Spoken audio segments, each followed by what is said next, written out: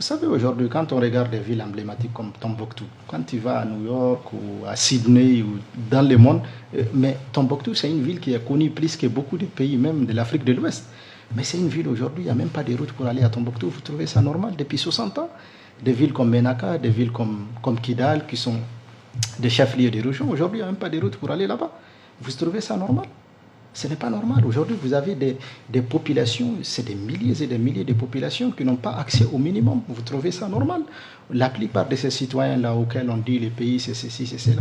Mais moi, je connais plein de gens qui vivent dans la brousse qui ne savent absolument rien de ces pays-là. On a un grand travail à faire. Même notre administration, qui doit être au plus près de ces populations.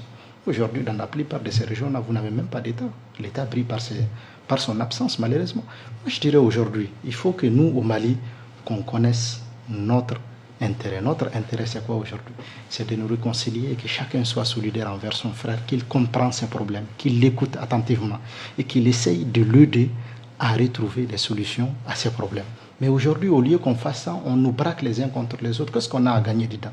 Aujourd'hui, quand on veut nous mettre, c'est-à-dire aujourd'hui, les histoires de la France, de la Russie, de je ne sais quoi, tout ça là, c'est l'unité nationale là qui est importante d'abord. Quand on est unis entre nous et qu'il n'y a pas de faille pour les adversaires ou les ennemis qui veulent nous diviser, moi je dirais que ce soit la France, la Russie, la CEDEAO et tout ça, on va surmonter tous ces problèmes-là. Mais si nous-mêmes on est divisés entre nous, on ne va absolument rien réussir. Notre intérêt c'est quoi?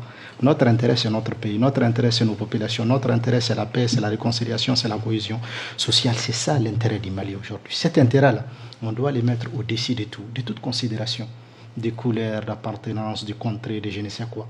Aujourd'hui, chacun d'entre nous a des relations. Les Mali, on a des gens partout aujourd'hui.